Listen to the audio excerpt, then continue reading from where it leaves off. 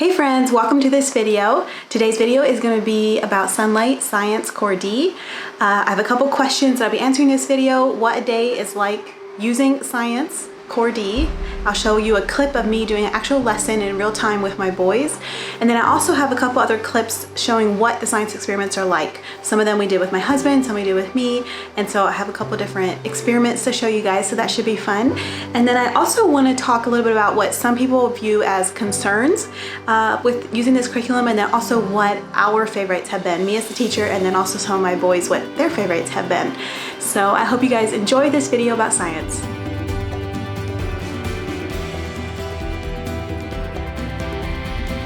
Hey friends, welcome back to this video.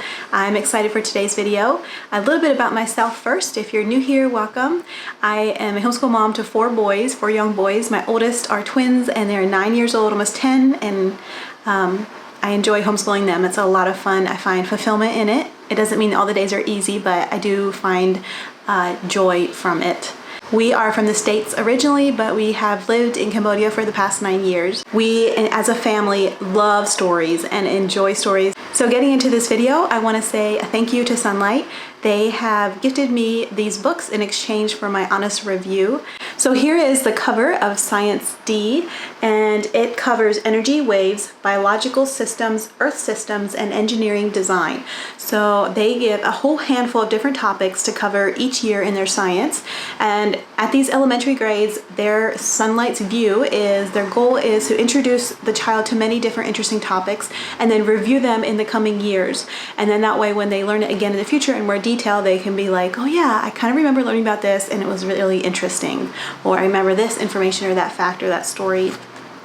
So Sonlight comes already hole punched, and I usually keep it in my working binder. So we have the Science 4-Day. You also can get the Science 5-Day. I have the Science 4-Day with just the extra 5-day books. So that way we could just read those in our own time because they're really enjoyable and I didn't want to miss out on any of the books.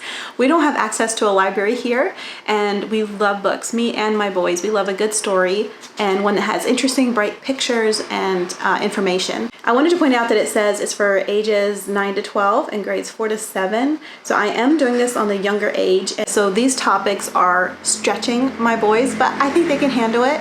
Anytime we come to something that's a little bit hard to understand, I will just stop and explain it to them, the vocab or whatever. And so I think it is stretching them in a very good way and they can handle it.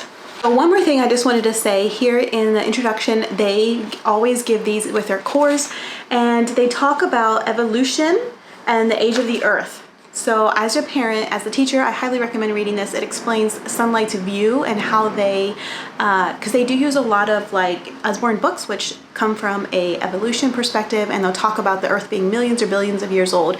And some parents do have a lot of concern with that, and I understand where that comes from. I just wanted to read one quote from you on the back here, and that it says that Sonlight's goal is not to present a definitive position on the age of the earth or to present nuanced arguments for each side in the debate, but to leave it to you as a parent to discuss with your children as you see fit. So I really appreciate that they want this to be like a conversation starter for you as the parent, and then you can discuss with your child and lead the conversation in the way that you want it to go. Another place they say that when the book suggests, whenever you come to where it says that the earth is millions or billions of years ago, this happened or that happened, you can just replace it with a very long time ago or a long time ago, or change it to whatever variation of this phrasing that you would want. And then the second option would be to say that although the book says that the earth is millions or billions of years old, there are other perspectives on the age of the earth, and then lead that into a discussion. Okay, so first of all, we're going to address the question of what is a day like using Sonlight Core D. So I'm going to show you guys a clip. Before I say that, I want to say that in general, I have very active boys. Being as they are twins, they very much feed off each other's energy. One does something and then the next one has to do it plus a little more, so on and so forth. And so there is just a lot of energy and it's hard for them to sit still, which is also somewhat normal for a 9-year-old boy. And then I also have two little ones too that are usually right here with us, you know, at the table trying to do school with us or playing with something, being distracting in some way. So I understand the challenges as a parent. So for me, anytime that there is a page with a ton of words on it, and especially if it's written in textbook form, I will lose my boys' attention really quickly. So one thing I appreciate about the science with what we are covering right now, we are still towards the beginning of our school year, but we are using Osborne Mysteries and Marvels of the Nature, and it has really colorful, interesting pictures. type of pictures that just draws my boys' attention in. They want to naturally want to look at the pictures. It pulls them in. So we're studying a lot about animals. There was one page we read recently here towards the end of the book, and it's about sea monsters, and my boys loved it. We were driving in the car later that day, and they were telling my husband all about this fish right here. It's called the vicious viperfish, and it's only like 10 inches long, but its jaw can come unhinged, and it can swallow pretty much anything, and its body is, all its organs are towards its head, and then its body is really stretchy, so that way whatever it swallows can fit inside of it. And its teeth are so big it can't even close its mouth. So they were telling my husband all this. It lives deep in the sea. And I love stuff like that. They don't have to work hard to memorize what they're learning. They want to remember it. It's interesting to them. And so I really appreciate that. I don't lose their attention, is what I'm trying to say. This book keeps their attention. They find it interesting. They're very naturally interested in animals and who's the strongest, and who's the fastest, and which animal would win in this fight, and which animal would win in that fight. And so this book is right up their alley. Okay, so here I will insert the clip of what a day is like using science. D. All right, today we are going to be reading out of Mysteries and Marvels of Nature, and this is Science Core D. So this, we're learning about plants, tough plants, and then the next page we're learning about sea monsters. Ooh, that should be interesting. All right, a tough life. Some plants have special features that allow them to grow in places that are too hot, dry, or cold for other plants. Still, even these plants can be damaged or killed by really unusual weather conditions. Reacting to rain. Cacti have fleshy stems that expand to store water after any rain in the desert. Their roots collect water from near the sea monsters. The deep sea is home to some weird, wonderful, and terrifying creatures. They have found ways to cope with their surroundings, the temperature and changing pressure, and the almost complete lack of light to see by. Looking up, hatchetfish skulk around in a deep water, shrouded in. So now it's time to answer our questions. What do these plants have to do to help them survive? A cacti. Where does it store its water? Stem? In the stem, yes. This plant here, when does it bloom? After it rains. Only after it rains. How does this one survive? After it snows. It grows under the snow. It grows under the snow, and then when the snow starts melting, it grows up and blooms. How does a desert seed survive? It can survive for a long, long time without raining. Yeah, for years. How do scientists know giant squid exist if no one has ever seen one alive? So that's from this page over here. Because they've found the dead bodies washed up on shore, and sperm whales have been found with giant squid sucker wounds on their skin. See the picture? Yeah. Giant. Oh yeah, because this is alive and the dead bodies. Why do some animals choose to live by cracks or vents in the ocean floor? C. Because there isn't any sunlight. C. Because there are no plants to hide in. D. Because larger fish like to lurk around the vents to eat anything that passes by. Which one do you think is right? This one. Special fish. What special features does it have? It's super sharp teeth. Mm-hmm. And it's only 10 inches. Okay. And how does your monster use its special features? What do you mean special? Like its teeth and stuff. How does it use them? It uses its teeth and its long back body. Mm-hmm. All its fibers are close to its head. So if it eats something really big, its body can stretch out behind it. So here's what a typical schedule looks like from science. It'll say which week you're on, it highlights the number up here, and then it tells you just go down through the day, and it tells you like which book to read, what pages, and then what questions you need to answer. And then each week we'll have a science experiment you need to do, and that's usually we usually do it on Fridays or Saturdays. And then down here it has optional do together activities. I don't always do these, it depends on the week, but usually they are really good, and it helps them to remember the lesson, help it to stick. And down here they will explain anything from the books, like if it talk about evolution or the age of the earth, it'll give you as a heads up, and it kind of guides you as the mom about how to talk about this conversation with your child. It gives you tips, and I really appreciate that. It helps me to be able to break it down to simple ways to understand. And then down here is where it talks about the optional activity you can do together. And this one here was about sea monsters. And it said, let your child be creative and create their own sea monster. So they could draw it, color it, paint it, make it out of clay, make a model of it. and then they can talk about what features it has and does it have any of the same features that the ones we read about in our book today. And then it says on the back up here to really encourage your child to be excited about their creativity and then display their creation at a prominent place, like maybe on the kitchen table, maybe in the bathtub would be a better home for your sea monster. It has ideas like that.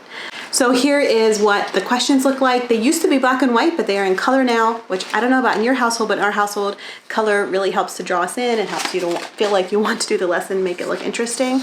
And then for you as the teacher, on the back here, they usually will have the answer key, so you can look up quickly if you're doing it right or wrong. The way we do it in our household is usually we will go through and just discuss these questions as a group instead of writing them down. I can tell from how engaged they are in the conversation, how well they know the answers, you know, if they know the answer to the question or not. I don't need them to actually write it. So that's just how we do it. We do discussion based in our household. Okay, next of all, I'm going to insert some clips of some of the different science experiments we did. Before I did that, I want to quick show you guys. This is the big box that comes with Sonlight with all the science experiments items that you're going to need. We hauled these over here from the States. I put them in Ziploc bags and stuff to keep things from exploding, and that worked great. Nothing leaked or anything like that. So it's really nice because with living over here, some items that you might think are really common household items, it's hard to find. The things in the Sonlight guide, they'll tell you there's a list of things that are in the kit, and there's a list of things you need to provide yourself. And those things are really simple things, usually like a tablespoon or teaspoon, maybe a big bowl to mix something in. This is the big book of science experiments. Sonlight has recently redid their science levels. I think they currently have K through E done, and before I had done the old version of the science. I had got a used one, and I like this one much better with the experiments in here. They're in color and it shows you step by step how to do them. We have, like I said, we have done some of our experiments on Saturdays with my husband and got him involved and had it be a whole family thing, and you'll see that in the clips. And then some of them we have just done on a regular day of school, and usually though all the boys will still get involved. Everyone wants to see what's going on and they're curious, so that's fun. So as you can see up here, they show you the list of things that they provide. They have a K after it, it's in the kit, and if you need to provide it, it's up there. I do recommend reading through the experiment, you as the teacher, beforehand. It is quite a bit of words, and at least for my boys, if I sit there and try to read this to them, I will lose their attention. Yeah, it's hard for them to focus with that many words. So I'll read it ahead of time, I'll highlight the things that I want to tell them, and then proceed that way. Some of these are shorter and some are longer, so if it's a shorter one, I can just read it to them, but if it's a longer science experiment, I will read it and then summarize it to them. Okay, so here's a couple of clips of our science experiments. Okay, squeeze the tube, have our sweet little bulb up here, put it in there, and let it suck stuff up. See how it does that? It sucks it up. Okay, now, what we need to do is put how many drops? 10 to 15 drops in this iodine solution. You guys will help count? Just drop it, just squeeze it just a little bit. Okay, squeeze a little bit, see how it's going down the tube. So we got 1, 2, 3.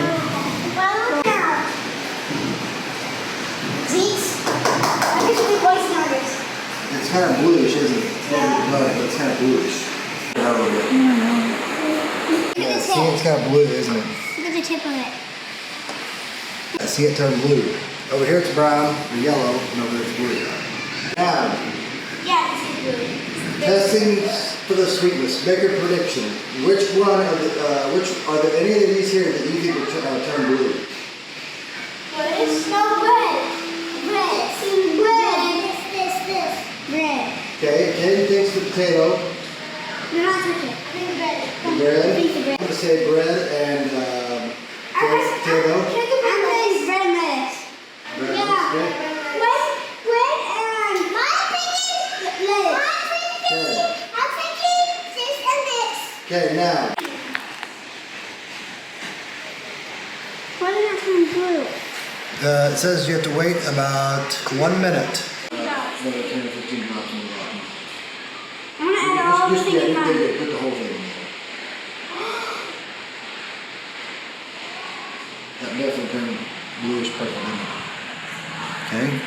Creed, which one? Is it The bread is not big anymore. I'm taking the potato.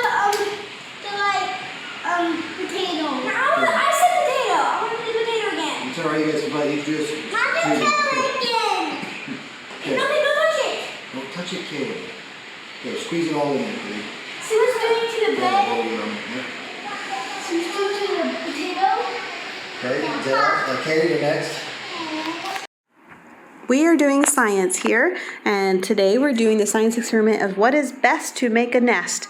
And so we got our supplies out of the kit here, and we're doing this lesson here. So right now they're looking at the tissue paper to see if it is smooth or rough. So what do you guys think? Is it smooth or rough? Smooth. Smooth. So we wrote smooth on our list here. Next we gotta check, would it attract predators with odor or sound? Does that one have a smell? No. Does it make a sound? Yes, it has smell. What's it smell like? Like paper. Paper. Okay. Does it have a sound like when No. they'd rub it or something together? Try it. What about if you rub two against each other? Yes. Yeah. So it has a little bit of sound and a little bit of odor, but not very much odor. I think it's just because it was in the box. Does it add warmth? A little bit? No. No, not really. Is it good material for nesting? No. No. Why? Because it'll blow away. It would blow away in the wind. That's right. Okay, the steel wool, is the texture rough or smooth? Rough. Rough. Okay. Does it have odor? What's odor? Smell. A little bit. A little bit. Zeke, did you smell it? No. Smell it. Does it make a sound? Smell. Okay, let's go down to the wood shavings. The sawdust. So is that rough or smooth? Rough. Look at it with your magnifying glass. Rough. That's rough. Is it rough or smooth? Rough. Okay. Does it have an odor? It just smells like wood. Would it attract predators? No. No. Does it have a sound? Yeah. Okay, does it add warmth? A little bit. Yeah, a little bit. Is it good material for nesting? Is it good material for nesting? Yep. Yeah, if you would mix it with other stuff, but by itself it might blow away in the wind, but if you mix it with other stuff, maybe then. So here in our book, it has the introduction. It shows you exactly what materials are from the kit. It has a K beside those. And then the ones that we need to provide ourselves are over here. And then they provide the paper for this here paper for the thing. So it goes through and it shows you step by step exactly what we needed to do. We didn't have a box, so we just did it on our table here. And here is activity 2. And then here is where you draw conclusions and you have the takeaway and see the bigger picture. And over here on the side, they talk about make connections. And then usually on the back page, they have a page about go further and this here. And then this here is our data chart that we filled out. What is best to make a nest? And down here they have the question, what do birds use to build their nest? Look at this nest, boys. It's a beautiful picture, isn't it? Yeah. All right, so we are working on a science experiment with learning about how plants eat the sun. So this is with Cordy, and today, what did we have to do, Zadok, today? We have to put we have to soak the seeds in the 2 hours. We have to put water here, mix it, and we also had to put it in here with the seed. So we planted the dirt. First we had to put water in the dirt and make it moisturized. It came in the kit and it was like dehydrated, so it was really small. And it kind of grew when we put water in. It was pretty cool. And then the lentil seeds we soaked 2 hours. And then in the kit came these little things. And so we filled them with dirt and put our 3 or so lentil seeds in each one. And we're gonna set one in the sun, one where it gets only a little bit of sun, and one where it gets all dark. And we're gonna observe for a week and see what happens. And even the little guy's in on this experiment. He thinks it's quite interesting. So I wanted to give a little update on our science experiment about how do plants eat the sun. So this here was the experiment. The kit came with dirt like you saw. We had to add water and it grew, and then we planted our things. We had lots of extra seeds, so we ended up just putting some dirt in cups, because that's what I had, and planting it in there. But here is what it looks like. Now this is the one that was in our schoolroom here that maybe got 4-ish hours of sunlight a day. And they are quite leggy. It looks like they are just reaching for that sun. They want to be able to reach up to the sun and get it. They're leggy and not a whole lot of leaves yet, but it does have a little bit. This is the one that we put outside.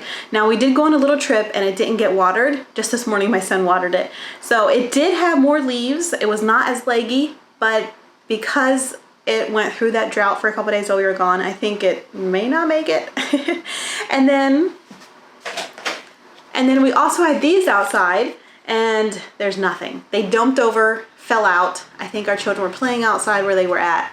And they were growing originally. We had little shoots, but then they dumped over and fell out. And so now we have nothing. So I just want to show you the real side of science experiments and how sometimes they end up failing.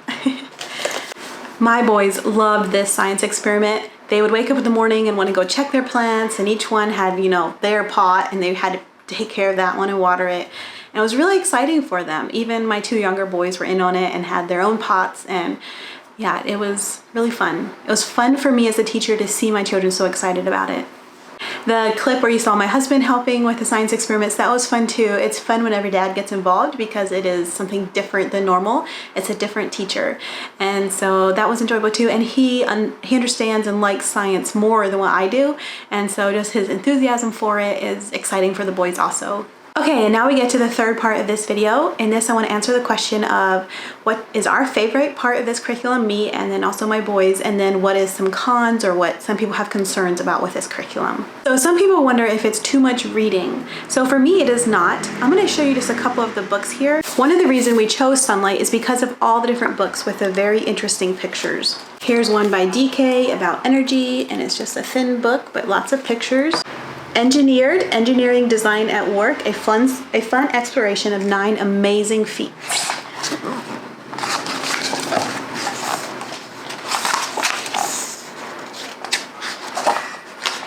So we have not got into this one yet, but I'm excited for it. This one is Find Out Engineering. This is a smaller book by DK, and then another one from DK about coding. Coding with Scratch 3.0 Projects Workbook, and I know my boys are gonna love this one. They have already done a little bit of coding and have enjoyed it.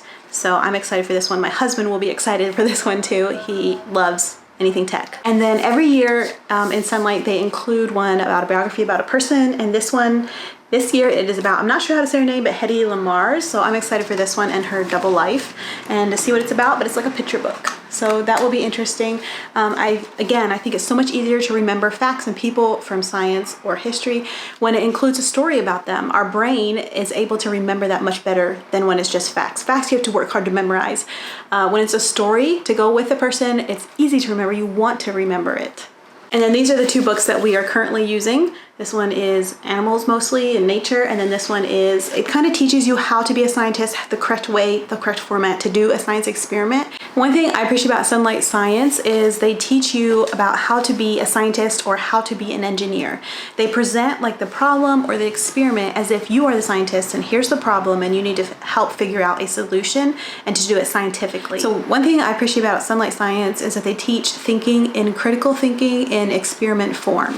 So one thing I like about the science is that it is literature based. That is one of the main reasons I picked this curriculum. It has lots of different books that you use. And in the words of Charlotte Mason, it is delightful. It adds a lot of delight and enrichment to your life. The books are fun and interesting and engaging, and you want to look at them. And I also like that it includes a biography, like a story about a person, not just the facts.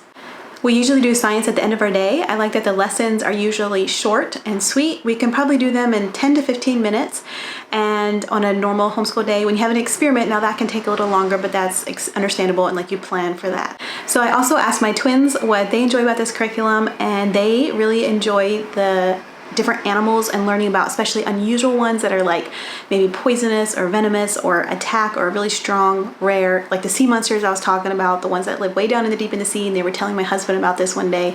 That was interesting. They also enjoy the science experiments, especially Zeke, my one son. He'll remind me on Saturdays, he'll be like, hey mom, don't we have a science experiment to do today? And just today's Saturday, he was asking me about it. He was excited about it. And I like that the science experiments, they pose a question like, how do the plants eat the sun? And so it makes the child curious automatically and want to solve that problem.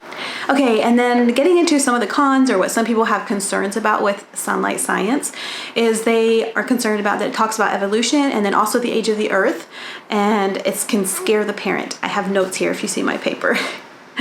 So the way I like to look at it is that it is a conversation starter. So you can read in the books, you know, because they use Usborne, it does talk about evolution and the age of the earth, it might say, you know, millions of years ago or billions of years ago, but you can use that as a conversation starter with your child to say, you know, they believe this, here's what we believe and why. That way, when your child grows up and goes out into the real world, goes to college, they aren't scared of learning about evolution because, you know, it might make them leave their faith. Instead, they already know what evolutionists believe and what we believe and why. They can see both perspectives.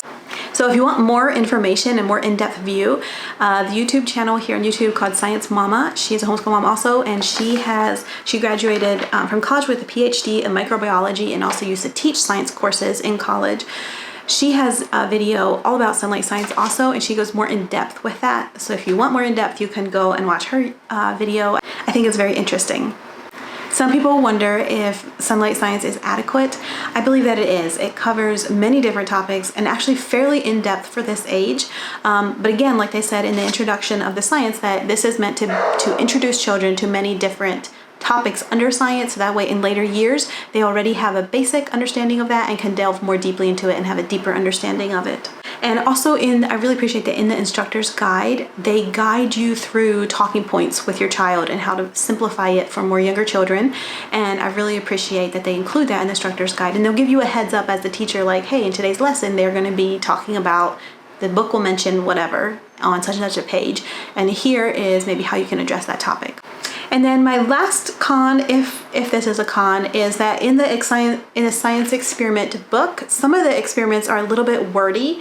And so like I said earlier, what I have found that works good for my boys, because their attention span is short and they are in the younger age range for this level, is if I read it ahead of time and then kind of summarize it to them. If we are there trying to do the science experiment and I'm there reading everything and it's several pages, I will lose their attention very quickly. So I have found this better if I scan it and then can summarize.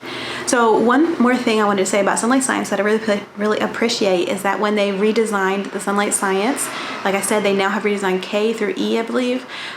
They pulled in the next generation science standards. So for me, having science standards really helps me to be able to rest in that. So to know that they are up to date. And so I really appreciate that. So very last of all, I did not mention this yet. I wanted to show you guys. They have the Discover and Do Science like experiment sheets. So these come with it. These are heavy cardstock, so you can get them a little wet in your experiment and it doesn't matter. Not everything will smudge. So we've used some of the ones before this. I want to show you one that we didn't have the children's writing on. But this is like how to reduce erosion from waves, design planning sheet. And so they go through. So you know right up here, this is for lesson 22. In the back is more for lesson 22, more for lesson 22. And then you move on to lesson 25. Can you change how fast your heart beats? And they have a data chart here with a lot of information for you to fill out. So here's lesson 26. How can you collect methane gas, and your observation chart? So the different days and then your observations. 28, how does speed change energy? Oh, it looks pretty involved, pretty in-depth. So yeah, this is our 4th grade science experiment pack. So I hope this video makes you excited to do Sonlight Science. And like I said, we love the literature-based approach. We love the experiments. I like that it comes with a kit with most of the things that you need, especially the unusual things that you need. And I like that it comes with the schedule, and that tells me exactly what to do each day. So that way, in the midst of the chaos and the noise that's going on around me, all I have to do is look at that, and then I can go ahead and do my lesson. So thank you guys for watching this video. I appreciate it. Remember to give it a thumbs up. It helps my video to be shown to other people. Leave a comment down below telling me what you like about Sonlight Science, or what you found interesting, or what you might be considering using Sonlight Science and why. So thank you guys again, and we'll see you guys again soon. Bye.